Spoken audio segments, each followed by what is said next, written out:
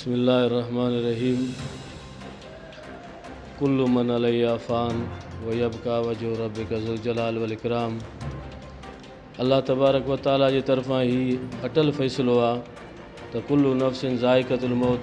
पोइ उन में सहाफ़ी हुजे, उन में वकील हुजे, सियासतदान हुजे या कि आलिम हुजे, हर इंसान ते हर नफ़्स ते मौत ज़रूरु अचणो आहे।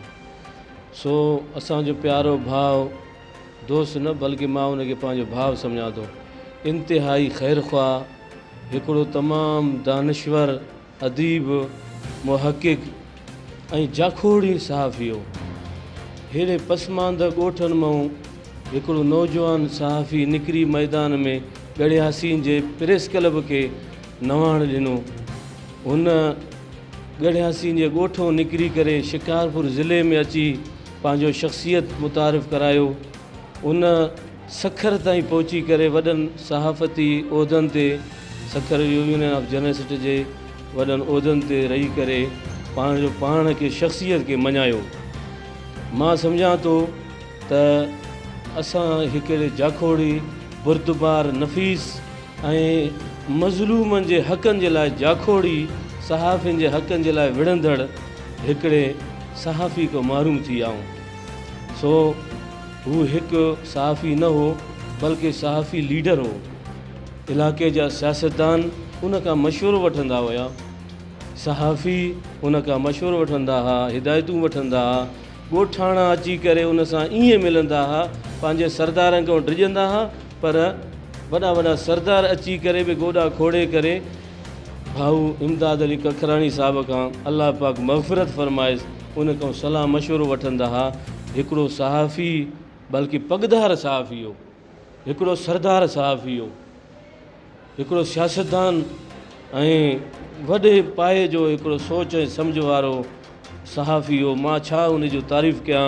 जॾहिं बि को मसइलो पेश ईंदो हो त मां हेॾो लाड़काणे वेंदासीं त भाऊ इमदाद अली कखराणी जे तरफ़ ज़रूरु ॿ क़दम जेको आहे सो भरे करे वेंदासीं।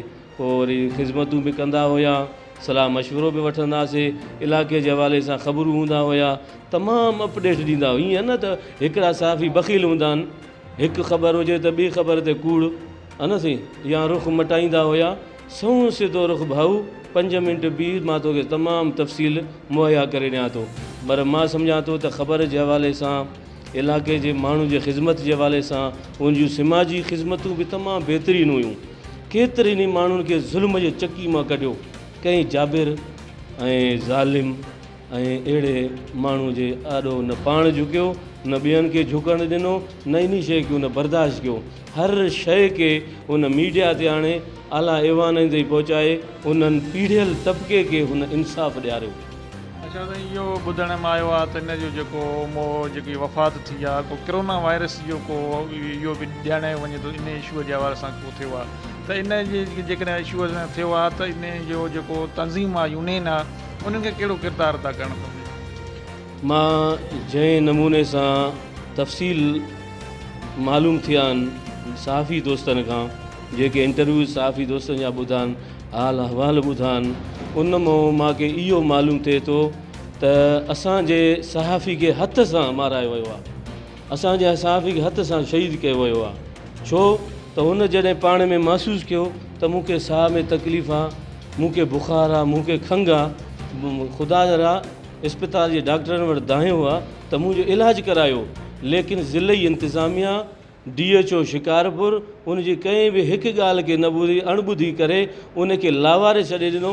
मां मुतालबो कयां थो supreme court of Pakistan J chief justice खां ऐं पंहिंजे आर्मी चीफ खां मुतालबो कयां, सभिनी खां अपील कयां थो, ऐं पंहिंजे सिंध हुकूमत खां, सभिनी खां जेके बि सहाफ़ती असांजा इदारा आहिनि, सखर यूनियन ऑफ जर्नलिस्ट आहे, सिंध सहाफ़ी संगत आहे, या ॿिया बि सहाफ़ी जेके बि मुल्क जा आहिनि, असांजे हिन सहाफ़ी खे हथ सां शहीद कयो वियो आहे, हिन खे लावारिस कयो वियो आहे। हिन जो केस DC शिकारपुर ते दाख़िल कयो वञे, DHO शिकारपुर ते दाख़िल कयो वञे, ऐं जेको पंहिंजो गड़ियासीं जो इस्पताल जो अमलो आहे उनजी लापरवाही आहे, उन जे ख़िलाफ़ु फौरी तौर केस दाख़िल करे असांजे सहाफ़ी खे जंहिं नमूने सां तकलीफ़ थी आहे बज़ाहिर सबब इहे कोरोना जा लॻनि था, तंहिंजे करे हेॾे वॾे इशू जंहिंजे लाइ अरबे खरबे डॉलरनि जो असां नुक़सानु बर्दाश्त कयो आहे, असां अरबे डॉलरनि खे असां पंहिंजे मईशत खे, असां पंहिंजे सॼो कारोबार खे, असां पंहिंजे शहरनि खे, मस्जिदनि मदरसनि,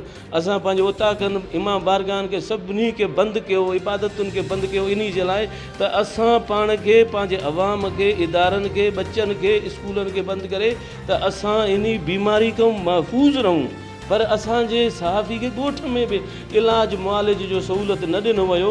मूंखे लॻे थो त हथ सां इन खे असांजे भाउ खे तड़पाए तड़पाए शहीद कयो वियो, हुनजा अॼु बच्चा, हुनजा घर वारा, हीअ असांजो मोतबर हिकिड़ो पगदार सहाफ़ी जेको ज़िले शिकागो में वॾो ख़ाल पैदा थी वियो आहे। मां मुतालबो कयां थो त फौरी तौर ते इन जो केस दाख़िल कयो वञे ज़िले जे DC ते, DHO ते ऐं उन सां गॾु गड़ियासीं जे इस्पताल अमले ते, ऐं जेके बि इन में मुलविस आहिनि फौरी तौर असांजा सहाफ़ी वेही करे पाण में मीटिंग करे ऐं असांजे हिन सहाफ़ी जे वारिसनि वटि वञनि, उन्हनि खे आथत ॾियनि त तव्हां अकेला न आहियो, असां सहाफ़ी सभु हर प्लेटफार्म ते तव्हां सां गॾु आहियूं। असां विफ़ाक़ी हुकूमत खां, सिंध हुकूमत खां मुतालबो कयूं था त सहाफ़ियुनि जे लाइ अॻे तव्हां करोड़ रुपए जो ऐलान कयो हुयो, असांखे 10 लख न खपनि।